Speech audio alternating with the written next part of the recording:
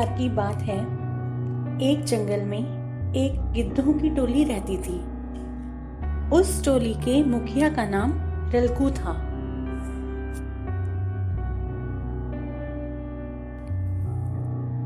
ये गिद्ध भोजन की तलाश में रोज मीलों दूर जाते थे।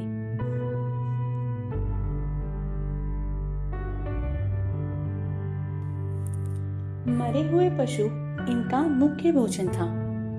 जब कभी कोई मरा पशु नहीं मिलता था, तब ये पशुओं का शिकार भी करते थे।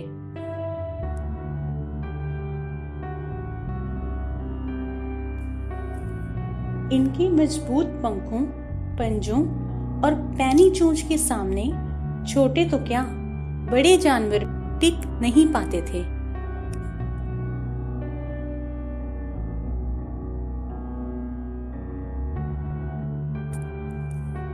एक बार शिकार की तलाश में भटकते भटकते ये गिद्ध एक ऐसे स्थान पर पहुंच गए जहां चारों ओर शिकार ही शिकार था।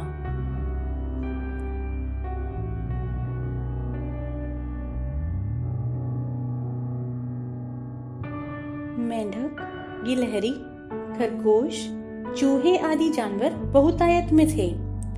ये टोली वहीं रुक गई और मजे से आसानी से उपलब्ध जानवरों को खाने लगी।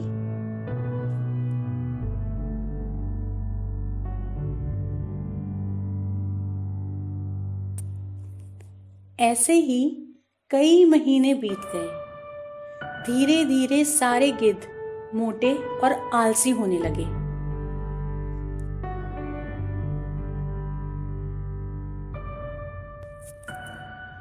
एक दिन उनके मुखिया रलकू ने उनसे कहा कि अब यहाँ से चलने का समय हो गया है। इससे ज्यादा यहाँ रुकना हानिकारक है। यहाँ रुककर हम अपनी शिकार करने की स्वाभाविक क्षमता खो रहे हैं।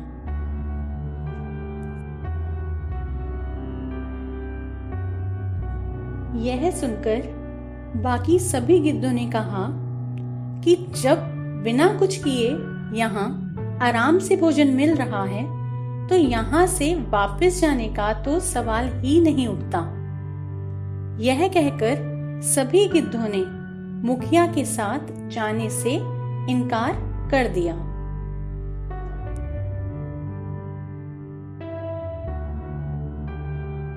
मुखिया ने उन्हें समझाने की सभी कोशिशें की और अंत में हार मानकर वह वहां से अकेले ही वापस अपने जंगल की ओर उड़ चला।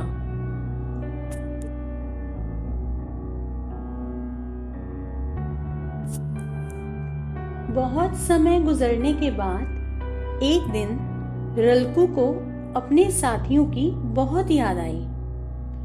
वह अपने साथियों से मिलने के लिए वापस उस स्थान की ओर उड़ चला।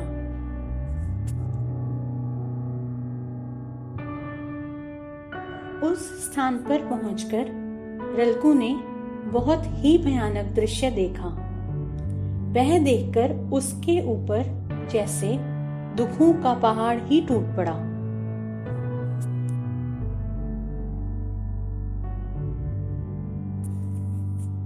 उसने देखा वहां चारों ओर गिद्धों की लाशें ही लाशें पड़ी थीं। बड़ी मुश्किल से उसे एक गिद्ध घायल अवस्था में पड़ा मिला। उसने उससे पूछा कि ये सब क्या हो गया, किसने किया ये सब?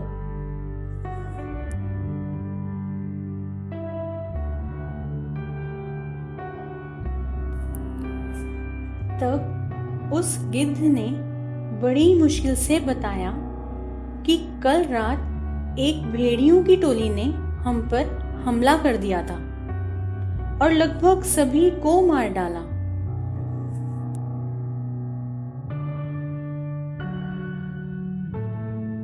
हम क्योंकि इतने दिनों में उड़ना तो छोड़ो, तेज भागना भी भूल गए। हमारे पंजे और चोंच भी अब पैनी और तेज नहीं रही, क्योंकि बिना मेहनत के मिलने वाले खाने से हमारे शरीर फूलकर मोटे हो गए और किसी काम के नहीं रहे।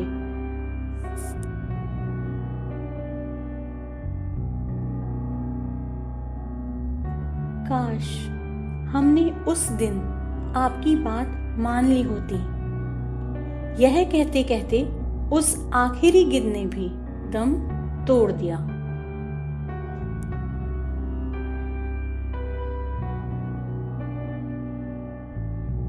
रल्कू के मुंह से निकला, इसी बात का मुझे डर था।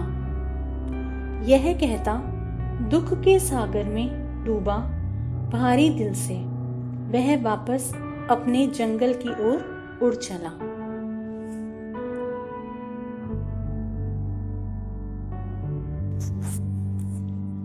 कहने का तात्पर्य यह है कि अनुपयोगिता से लोहा जंग खा जाता है, स्थिरता से पानी अपनी शुद्धता खो देता है। इसी तरह निष्क्रियता मस्तिष्क और शरीर की ताकत सोख लेती है। जीवन में निरंतर सक्रिय बने रहें।